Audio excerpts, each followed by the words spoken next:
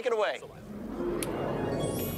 Thank you, guys, and welcome everyone to the Diamond District. Outrage over corporate jets has crippled the industry without any thought to the skilled workers behind the scenes. The private jet industry is under attack, and that means jobs are in jeopardy, folks. And we are not talking about CEOs or fat cat executive jobs. We are talking about the more than 1 million people the industry employs: manufacturers, aviation operators, and all those service people. So can we really hope to save this economy if we keep on firing people?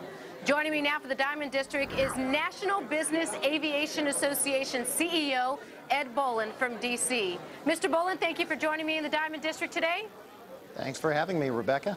Okay, so this is interesting. You guys sent me this email, and I found it very intriguing because I've taken both sides of this argument. One, that a lot of these corporations should not be flying in private jets, especially those that are taxpayer supported, like automakers and bank executives. On the other hand, I'm always fighting for people's jobs, so I see that this industry is getting decimated because people aren't flying in corporate jets. How do we square the two?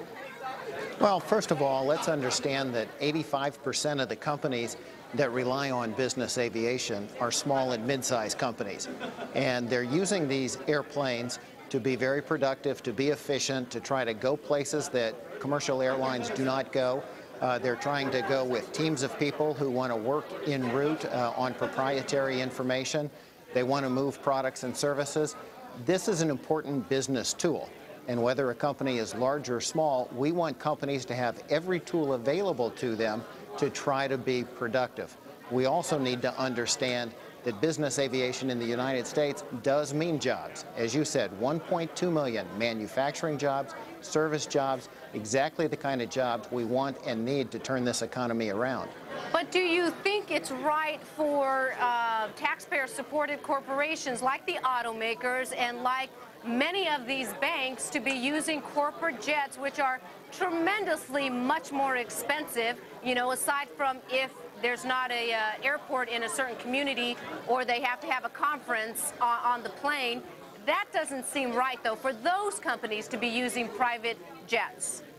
Well, let's be clear. What we as taxpayers should want is for any company, private, public, supported, to operate in the most prudent and cost-effective way possible. But that's not cost-effective, sir.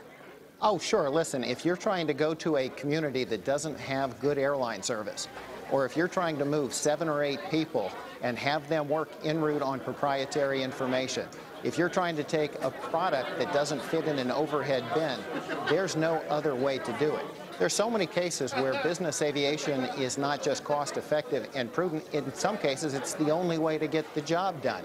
If you're a company that's, you know, going from St. Louis to Tulsa to Shreveport to Tupelo in a single day, you can't do that with anything other than business aviation. We don't want to take that tool out of the hands of companies. I mean, I can see that's reasonable when you're going to areas and you're going to many areas in one day. Maybe it would be more cost-effective to fly a corporate jet. Yes, but other companies that you see that they're, okay, I'm going to choose between having 3 employees or firing them or keeping my corporate jet. Well, again, on every mission that a company takes, we urge them to run the numbers and do whatever mode of transportation is most prudent and cost-effective. If that turns out to be business aviation, we should encourage our companies to do that. And that's really what our whole effort with NoPlaneNoGain, our advocacy program, has been about. It's encouraging people to do what is best for the company.